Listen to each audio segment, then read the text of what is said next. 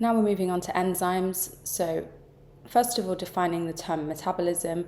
This is the rate at which chemical reactions take place in our body. The role of enzymes within metabolic reactions is that they act as catalysts. They are biological catalysts which speed up the rate of a reaction without being used up, and they're chemically unchanged. What distinguishes enzymes from other catalysts is this use of the word biological. They're biological because enzymes are made out of protein. Focusing in on some key enzymatic terms. So what is the substrate?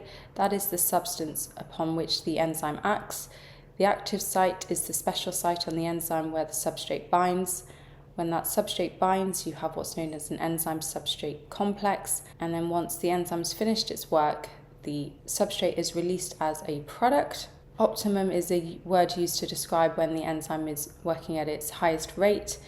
And then another key term is the word denature. Remember, if the temperature is too high or the pH alters too significantly, the enzyme denatures, which means that its active site changes shape and the substrate no longer binds.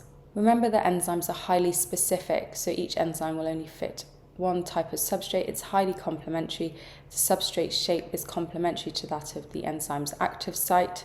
If we now consider the effect of temperature on enzyme activity, as you increase the temperature initially, the enzymes and substrate molecules have more kinetic energy.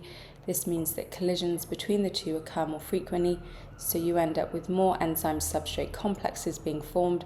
The enzyme's working at its highest rate here, and we call this the optimum temperature. If the temperature increases above that, what happens is the enzyme's active site is altered. The enzyme is denatured, meaning that the substrate no longer fits. Additionally, enzymes have optimal pHs, such as the enzyme protease found in the stomach. Its optimum pH is going to be a very low pH because it needs a highly acidic environment around pH 2.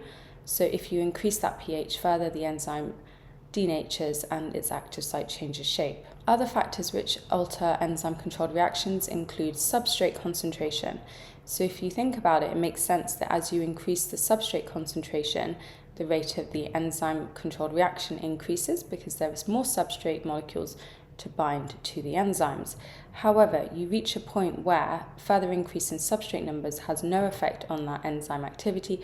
Why is that? Because you've only got a finite number of enzymes, so therefore increasing that substrate concentration further has no effect on the rate of the enzyme-controlled reaction. And so we can say here that the enzyme concentration has become the limiting factor. Moving on to inhibitors. So an inhibitor is a substance which reduces enzyme activity. There are two types of inhibitor. Number one is a competitive inhibitor.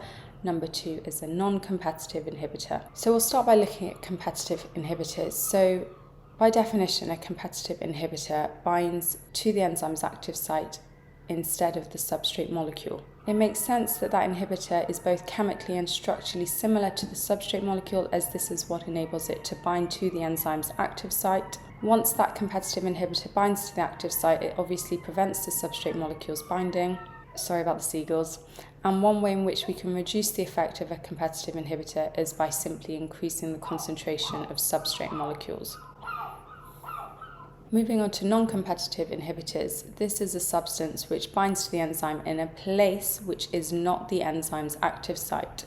It is elsewhere on the enzyme.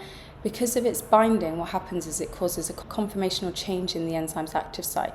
So it alters the shape of the enzyme's active site, meaning that the substrate molecules can no longer bind. Because the non-competitive inhibitor binds elsewhere on the enzyme, it does mean that increasing the concentration of substrate has no effect on increasing the rate of reaction, quite simply because substrates and the non-competitive inhibitor are not binding to the same place.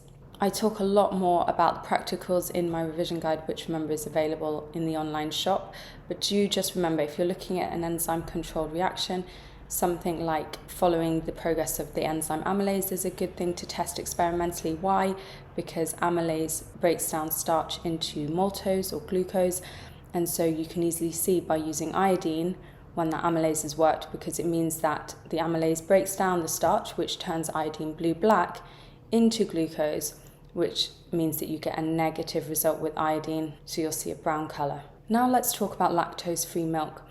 Now you often find that people are lactose intolerant. It means that if they drink milk containing the sugar lactose, they're prone to have an upset stomach, so show symptoms of diarrhea, cramping and nausea.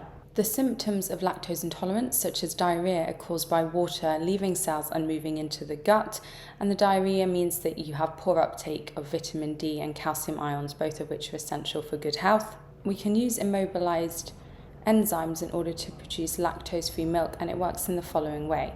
So lactase enzymes, remember enzymes end in A's, are attached to alginate beads.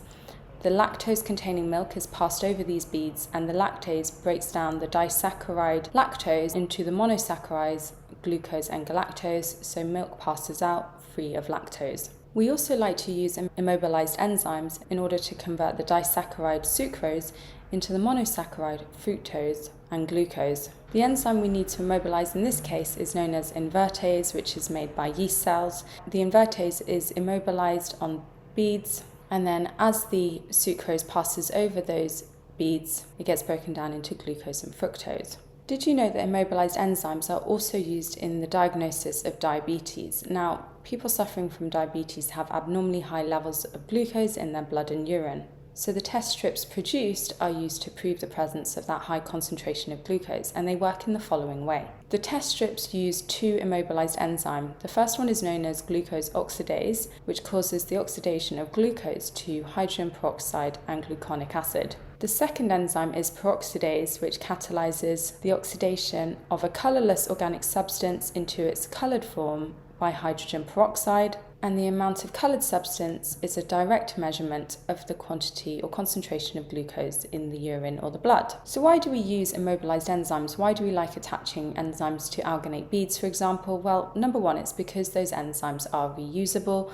They don't get used up, as we know is common with all enzymes, and they can be reused again and again. The product produced is pure. The enzymes are produced in a way which enables them to withstand large changes in temperature and pH.